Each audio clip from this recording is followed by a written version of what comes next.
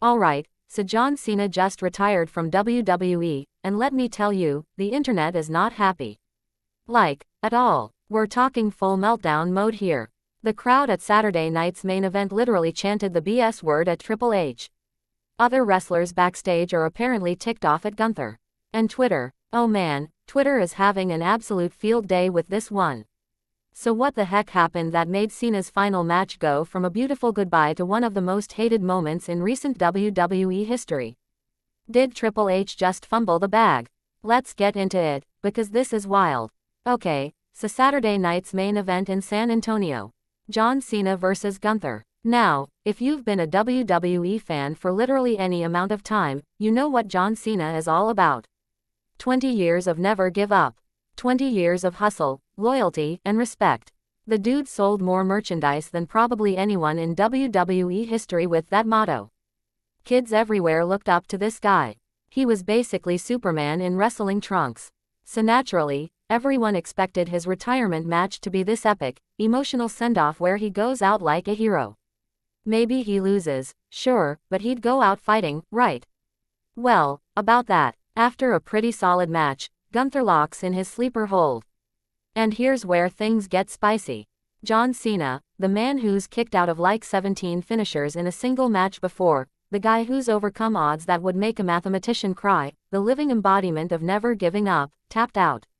He tapped out. I'm not even kidding. The crowd's jaws hit the floor. The internet lost its collective mind. And honestly, I'm sitting here watching it like, did that just happen? So after the match ends, here comes Triple H, right? He's walking out to give Cena this big emotional hug. It's supposed to be this touching moment. The boss honoring the legend. Passing the torch and all that good stuff. Instead, the crowd absolutely roasted him. Like, I'm talking burned to a crisp. The boos were loud. People started chanting. Well, you know what they chanted. Let's just say it rhymes with full spit, and it's not exactly PG. In John Cena's retirement match. Can you imagine? Triple H is standing there trying to have this wholesome moment and the entire arena is destroying him. It was uncomfortable to watch, not gonna lie. And then the internet got hold of it. Twitter went into supernova mode. Reddit threads were popping up faster than you could refresh. Fans were absolutely losing it because in their minds, WWE just took 20 years of never give up storytelling and threw it in the garbage. This dude built an empire on not giving up. He told kids for 2 decades to keep fighting. He sold like $1 billion worth of wristbands and t-shirts with that message. And now, in his very last match, he gives up. He taps out. People felt betrayed, man. Like WWE just erased everything Cena stood for in one moment. But hold up, because it actually gets even more interesting. So here's where we need to talk about what's happening behind the scenes. Word on the street is that some of Cena's fellow wrestlers were not thrilled about this finish. Like, there was actual frustration backstage about how they handled his retirement. And get this, according to reports, WWE Creative had basically no conversation about how fans might react to this. They knew it could be controversial. They knew people might hate it. And they said, yeah, let's do it anyway. Which honestly, that's either really confident or really reckless, I can't decide which. But why would they do this? Why would Triple H and his creative team make such a risky call? Well, turns out there's actually a plan here. And it all revolves around one man.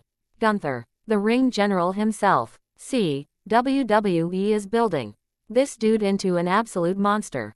And here's the part most casual fans might have missed. This isn't even the first legend Gunther has retired with a submission. Back in late 2024, he did the exact same thing to Goldberg. Sleeper hold, tap out, goodbye career. So WWE isn't just booking random matches here. They're deliberately creating a new legend killer. And if you're old enough to remember Randy Orton's legend killer run, you know how good that gimmick can be. Gunther isn't just beating legends, he's ending their careers and collecting them like wrestling Pokemon. Think about the body count here for a second. Goldberg, done. Retired by Gunther. John Cena, done. Retired by Gunther. 2 of the biggest names in WWE history, and they're both gone because of the ring general. That's not an accident, that's storytelling. WWE is positioning Gunther as the final boss. The guy who doesn't just win matches, he ends legacies. He's basically the Thanos of WWE, except instead of snapping his fingers, he's choking people out. And now everyone's wondering, okay, who's next on the hit list? The rumors are flying around about WrestleMania 42, and the name that keeps coming up is Brock Lesnar. Can you even imagine? Gunther versus Lesnar. The Legend Killer versus the Beast Incarnate. That would be absolutely insane. And if WWE keeps this pattern going, Gunther would retire Lesnar too. At that point, the dude would basically be the Undertaker of an entire generation of superstars. Like, that's some final boss energy right there.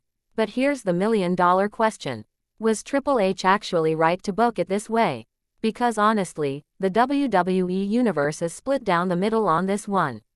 On one side, you've got fans saying this was straight up disrespectful. They're like, Cena deserved better. He should have gone out on his back after a 3 count, not tapping out like he quit. They feel like WWE sacrificed Cena's legacy just to make Gunther look good. And you know what? That's a fair point. I get it. The optics are rough. But then on the flip side, you've got fans defending it, saying this was actually perfect. They argue that putting over a younger star is exactly what a legend should do. Plus, think about it, going out on your back after a pinfall, that's still losing. At least with the tap out, the story is that Cena fought until he literally couldn't breathe anymore. Like, he held on until his body gave out. That's kind of poetic in a weird way.